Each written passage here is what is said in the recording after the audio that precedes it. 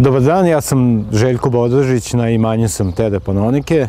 Danas ovde organizujemo novinarsku radionicu Kikinskih i Tere Panonike u sklopu obeležavanja 700. broja Kikinskih.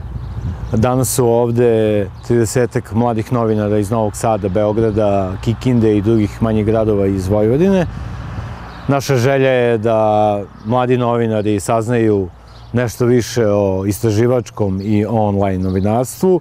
Naši predavači su danas Brankica Stanković, sada već čuvena novinarka televizije B92, čuvena po svojim emisijama Insider, u kojima je otkrila mnogo toga o čemu se ćuti u našem društvu i onome što se nije znalo, a zahvaljujući toj ekipi se otkrilo.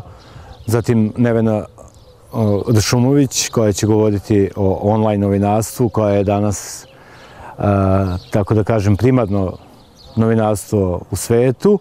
I Branko Čečen, čovek koji je mnogo prošao i koji će govoriti takođe o istraživačkom i narativnom novinarstvu i on je voditelj Centra za istraživačko novinarstvo NUNS i već sam po sebi je spreman da prenese svoje znanje na mlade novinare.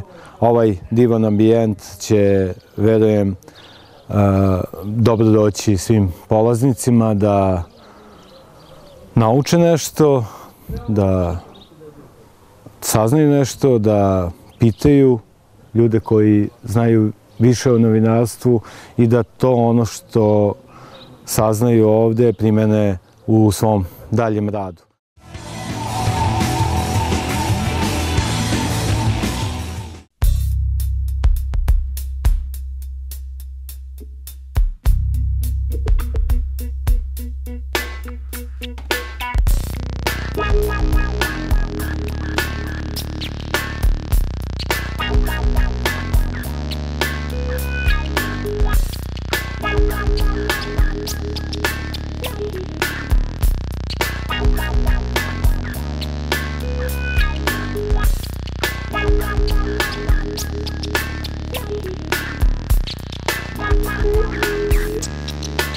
Kad pričamo o online novinarstvu danas, ne možemo posmatramo online novinarstvo u izolaciji od svih drugih platformi. Dakle, danas pričamo o novinarstvu na višestrukim platformama i to je način na koji operiše sve više medija na zapadu, u Americi, pa i kod nas se kreće sa proizvodnjom vesti i drugih sadržaja na taj način.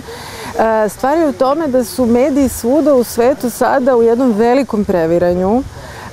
Traže se zapravo modeli na koje će, odnosno načini na koje će mediji uspeti da opstanu u velikoj zapravo finansijskoj krizi koja ne traje samo, odnosno nije počela samo sa ovom nedavnom ekonomskom krizom. Kriza štampe je počela još 60. godina pa se samo produbljavala vremenom.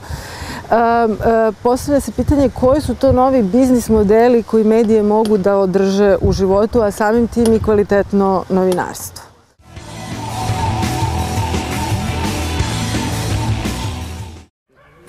Istraživačko novinarstvo, iako je napredovalo i ima ga više, još uvijek je u Srbiji na nivou incidenta. Za njega s jedne strane nema para, ali je mnogo važnije od toga da nema znanja i da nema volje, jer su mediji pod dosta velikim finansijskim pritiskom i političkim pritiskom, tako da se ne odlučuju na istraživačke projekte koji bi zaista bili važni. Redak i sve to primer je Insider, koji osim što zaista istražuje važne stvari i otkriva neverovatne činjenice koje utiču zaista na život ovog društva, ima i ogromnu gledanost, tako da to stvarno ima velikog uticaja. Ja vodim Centar za istraživačko novinarstvo Srbije, koji je mali i koji postavlja svoje priče online i ima velikih problema da plasira te priče u medije upravo zbog pritisaka na te iste medije i zbog straha redakcija da ne dopadnu u probleme sa tužbama ili sa pretnjama ili sa pritiscima. Mislim da je novinarstvo skoro ugušeno u Srbiji i zbog toga su krivi sami novinari. Dakle, koliko ne postoje urednici koji su spremni da pruže podršku novinarima, toliko ni novinari nisu spremni da izguraju neku svoju temu do kraja. mi smo proširili naš tim insajdera i sad tu imamo 6 novinara i ono na čemu mi insistiramo to je da nikada ne odustaju i da je njihov posao da rade u interesu javnosti i da prosto takve teme i moraju da obrađuju. Dakle, ne služe novinari tome da samo prenesu nečiju izjavu, već da kopaju duboko po onome što je iza toga.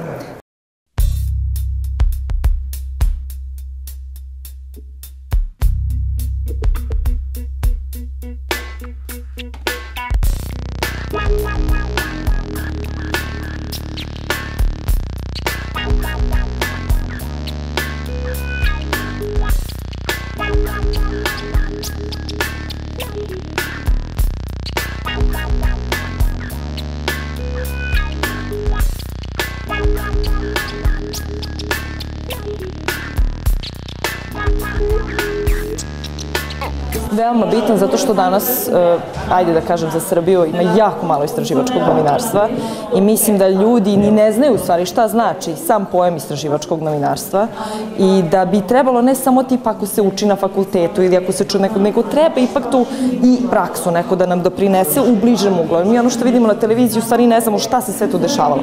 Naprimjer, taj insajder. Mi vidimo ono što je sve već urađeno, odrađeno, na koji način, kako za novinare, za buduće novinare, za neko ko želi time da se bavi, mislim da je jako bitno. Baš iz tog razloga da bi naučio nešto. Svaka nova informacija i svaki nov savjet kada je reč o istraživačkom novinarstvu je vrlo bitan.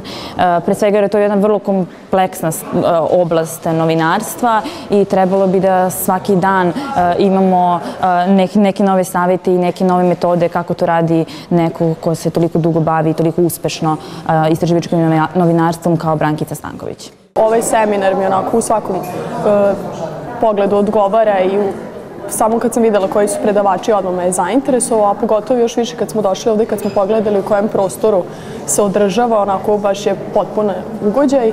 Pa mislim da je bitno da se ovakve stvari dešavaju, jer je to neka neformalna i komunikacija između studenata novinarstva i novinara.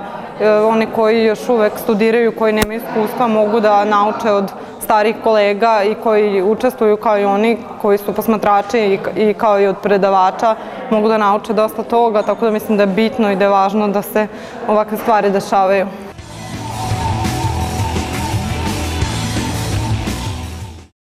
Veoma mi se dopada ovaj prostor u kome se danas nalazimo, Terra Panonika. Potpuno mislim da opravdava negde svoju namenu i da će tek opravdati sa nekim ovakvim novim događajima poput ovog danas edukacije i neke radionice za mlade novinare, a nekako mislim da je potpuno oslikava i tu neku banatsku regiju, prirodu, ambijent. Ja se na prvi put nalazim danas ovde i mislim da je jedan od razloga da ponovo dođemo ovde. Onako baš je potpuno ugođaj, jako je dobra zamisao kako će se koristiti ovo za čega je namenjeno, a i sami izgled onako baš odgovara da tu bude neka dobra atmosfera za mlade, da mogu da iskoriste neki pun potencijal čime sve žele da se bavi, što im vjerovatno do sada nije bilo omogućeno.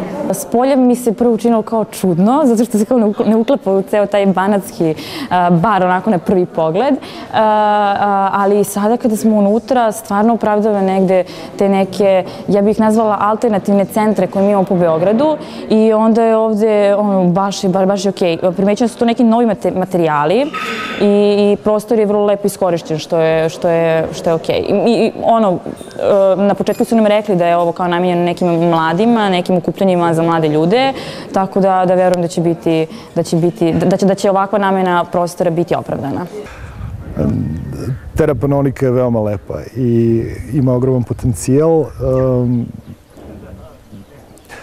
Ja se ovde osjećam kao u Banatu, što je vrlo zanimljivo, jer se u Kikindi osjećam kao u gradu.